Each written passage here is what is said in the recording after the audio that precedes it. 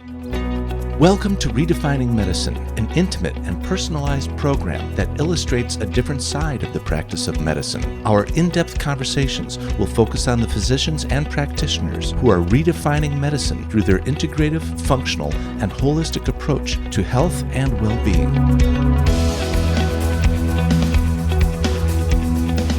Our host for Redefining Medicine is Dr. Erica Schwartz. For more than 20 years, Dr. Erica has been at the forefront of advanced patient care, taking the best from conventional and integrative medicine and applying them to prevent disease. Dr. Erica is a distinguished A4M faculty member in disciplines ranging from hormone therapy, peptide therapy, and IV nutritional support. So we're in San Antonio, day 3 of the Women's Health Summit. It's an amazing experience.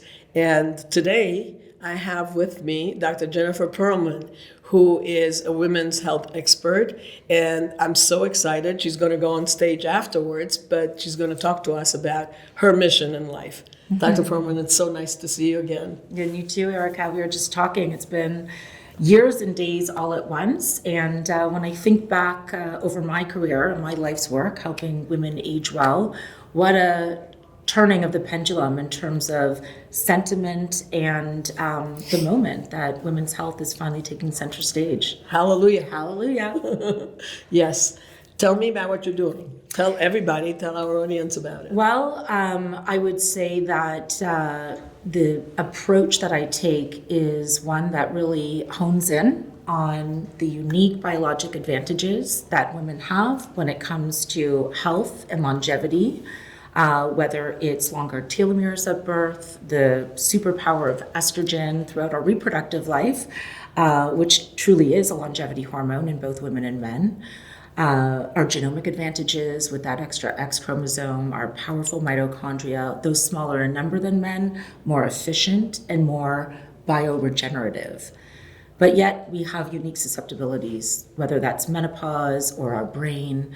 We know the female longevity paradox is one that we have to overcome, that despite women living longer than men on average 7 years, we spend our last decade disproportionately with disease, disability, and dementia.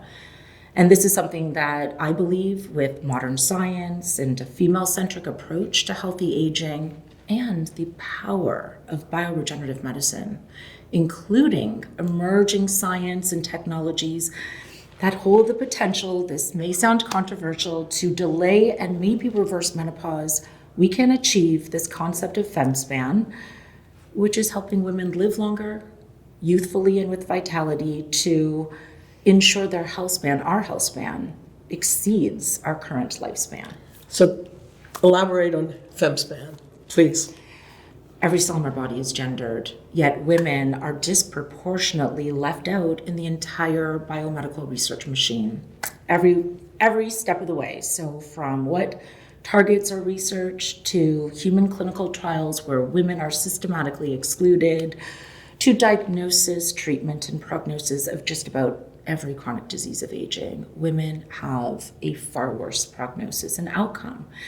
And in addition to this healthcare disparity, we also have these biologic, both gifts and susceptibilities, most important of which are 2. Firstly, the rapid accelerated aging that occurs at menopause, and the need for a very proactive, targeted, gender, female-centric approach to midlife aging, very important. How well a woman does through her menopause transition will predict her cognitive, physical, and emotional vitality in her later years, 80 and beyond.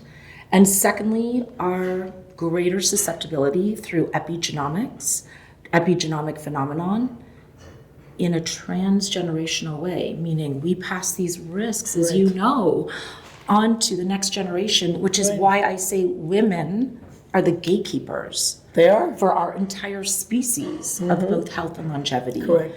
So epigenomics affects women so greatly, and very notably 2 things: environmental exposures, all those pervasive toxins, and the brain toxin, which is psychological stress, perceived psychological stress.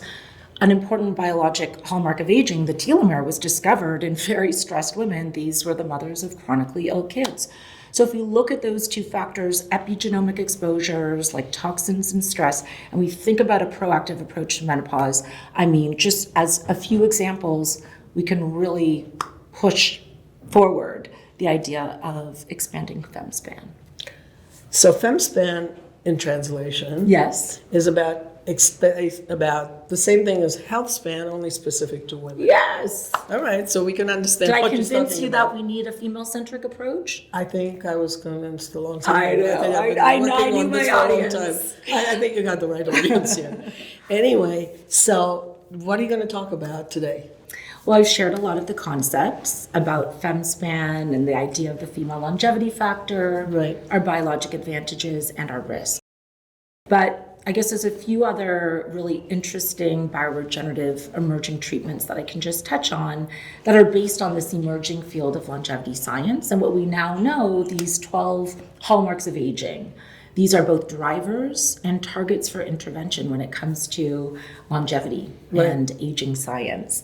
And so if I were to talk about a few of those, in the bioregenerative emerging field, we are now able to push back the age of menopause, delay menopause with interventions that are both ovarian function boosting, like boosting the ovarian reserve. So there are pharmaceutical or therapeutic types of interventions, for instance, DHEA, rapamycin. And there are interesting therapies that have the potential, cellular-based therapies, to not only delay but possibly reverse menopause. And one of these involves a very well-timed extraction of some of that regenerative or the tissue, the ovarian tissue, that holds the potential to actually delay menopause when transplanted back to a woman near to the time of her menopause. This procedure is called ovarian tissue cryopreservation. Right. And when timed optimally for a woman who is aging on the average timeline, so approximately around the age of 30, and then re-implanted, not in her ovary, but anywhere, anywhere, at the average age of menopause, in 3 sequential procedures with robotic surgery and an AI predictive model to time it perfectly, we can now, presently, delay menopause by 40 years. And if That's you amazing. think about that, Amazing. you take a 50-year-old woman, you delay menopause by 40 years, you've reversed it because that's longer than her lifespan. Sure. No, that's amazing. And I remember talking about this decades ago. And where are we with it? And when do women have, it's like women freezing their eggs, which is so important, right? Yeah, yes. Now, when do you freeze your ovary? Yes. Like the piece of ovary that you're getting. So and who's doing it? Yes. Okay. So this is available clinically. This is presently very limited.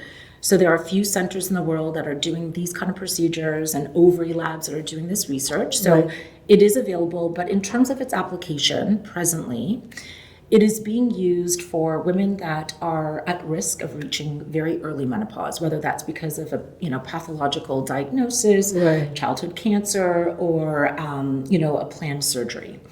And so if we just look at delaying menopause to the outer limits of the normal range. So as I know you know, women who reach menopause later in life, which is defined as 53 or later, as compared to women who reach early menopause, which 40, the difference is 25% longer lifespan for those women with late menopause. So that longevity gift by delaying menopause for a woman who would, against now, for let's say medical reasons, reach menopause early, pushing it back to that later limit. I mean, that's sort of where we are now. What I described, the possibility in a bioregenerative way, in a FemSpan way, is, I would say, on the horizon. But I think what's really important is to be able to identify who in our earlier years, so think not late reproductive years, but mid reproductive years, Right. might be at risk of that, and who really should be looking at some of these interventions, which includes healthy lifestyle. What's good for the body is good for the ovary, right? I mean, if there's one thing we should all do, it's not smoke, right? Smoking is so ovarian toxic. But beyond that, as I mentioned, there are, nutraceuticals and lifestyle interventions, intermittent fasting, and ensuring you're insulin sensitive, and all of these things throughout your lifespan. And then maybe for those at high risk, this is an option that they can, start to even just know it's on the horizon, it's coming to a clinic near you. And it will be very much enabled by AI and technologies like robotic surgery that will make this scalable and reproducible. That's amazing.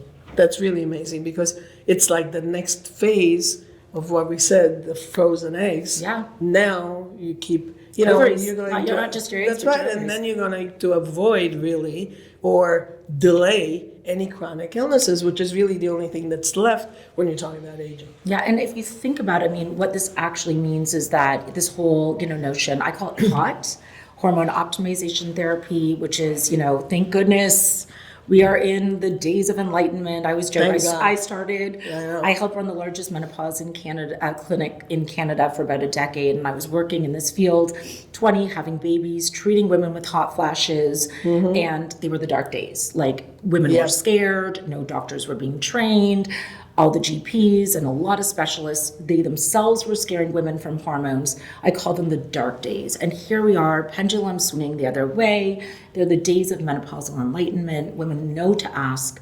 They're empowered and they're being proactive. But if you think about the role of HOT, hormone optimization therapy, it doesn't actually replace, and that's why I don't use the word replace, all of the longevity and regenerative and health functions of our ovary. Like, basically, we haven't figured out all that our amazing female bodies do throughout our reproductive years to give us those biologic aging advantages. So perhaps the idea, this regenerative potential of using ovarian tissue, not to replace hormones, but to change or maybe delay how we use hormone therapy. So that supplement is, it. yeah, like, just the whole idea that our toolkit is expanding. And if we think about it, we need to work really hard at this, because we are the first generation of women to outlive our reproductive life by more than a factor of 1. Right. And we humans are only one of 2 species to outlive our menopause. And, I've thought a lot about it. Why is it that humans have this menopause aging advantage? That for our species, obviously through not just us, but through evolution, it's proven successful to have postmenopausal women. There's a grandmother theory of menopause, which suggests that grandmas are so valuable to our species. They allow women to continue their efforts around childbearing and male partners, perhaps the hunter-gatherer role, that grandmas are so valuable that the grandmother theory of menopause suggests that this is why women outlive their menopause, with a metabolic adaptation. And that is, women get fat. The increase, even if the scale doesn't change, the increase of fat mass at menopause provides a metabolic compensation for the loss of ovarian estrogen, right? We know that our peripheral tissue, our peripheral fat mass, not cellulite as you know, but visceral fat, breast fat, becomes the estrone, the estrogen factory after menopause. Right. However, this comes with a metabolic cost and a longevity cost, because that visceral fat, though it makes estrogen, is also pro-inflammatory. And this is why women, as we know, inherit a greatly increased risk of cardiometabolic and inflammatory-based diseases. So what if we could preserve optimal body composition, metabolic vitality and flexibility, and still enable women through cellular therapies, through hormonal therapies, through metabolic optimization therapies, to have all the benefits of the reproductive years? And that, to me, it's like taking that grandmother theory and augmenting it with targeted interventions based on this femspan theory. Sounds wonderful. Keep on doing it. You're the next generation. Dr. Pearlman, thank you. Thanks, Erica.